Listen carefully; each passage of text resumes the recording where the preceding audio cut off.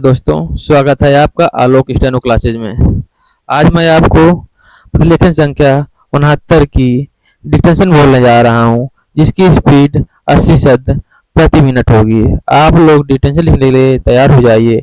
Dictation अब से 5 second बाद बोलना प्रारंभ करूंगा। डिक्टेशन लिखना प्रारंभ करें।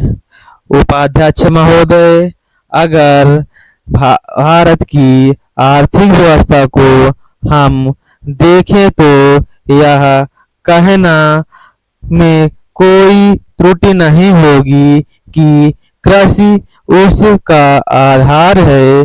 किसी भी देश की सामाजिक और आर्थिक स्थिति उस देश की भूमि की उत्पादन शक्ति पर निर्भर रह सकती है।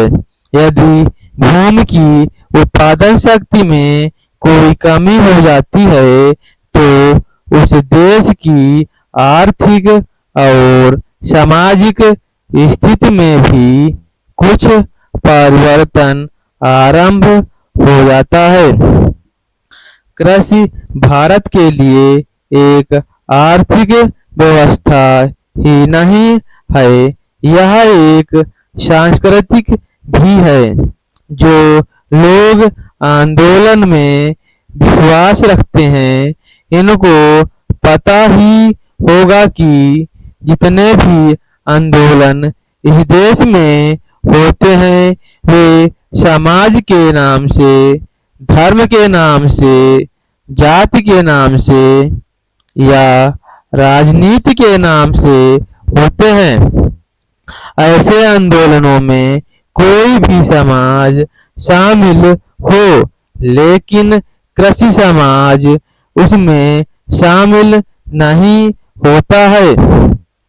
उस आंदोलन के साथ कृषि समाज की सहानुभूति भी नहीं होती है।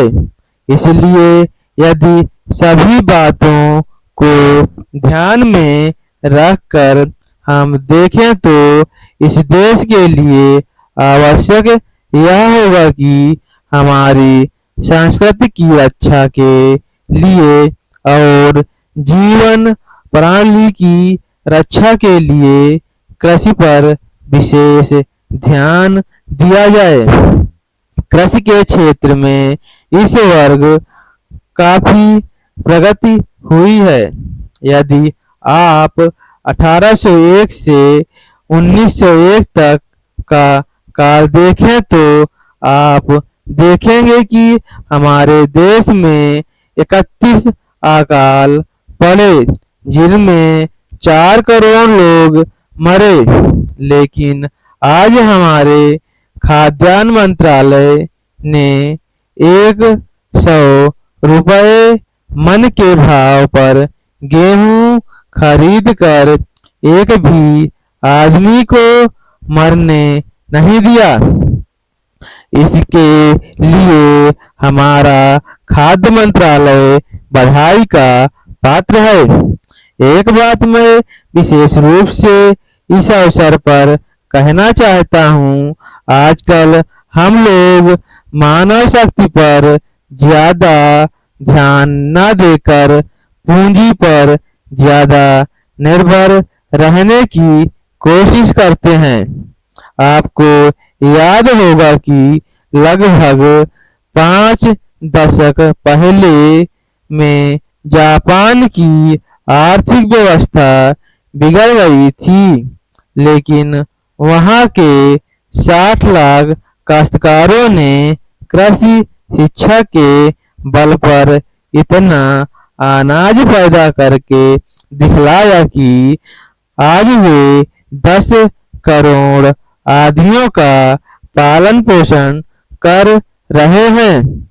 वहां पर 30 ऐसे विश्वविद्यालय हैं जिनमें कृषि की शिक्षा दी जाती है, जिनसे 16,000 प्रति वर्ष शिक्षा प्राप्त करके निकलते हैं।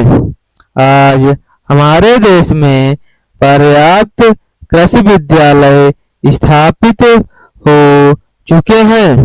हमारे देश की 120 करोड़ जनसंख्या को दृष्टि में रखते हुए जापान एक बहुत छोटा सा राज्य है, शायद हमारे राजस्थान से कुछ ही बड़ा है। अगर आपको यह डिटेल अच्छी लगी हो तो इस चैनल को सब्सक्राइब करें और बेल आइकन दबाएं ताकि ऐसे ही आने वाले वीडियो की सूचना आपको समय समय पर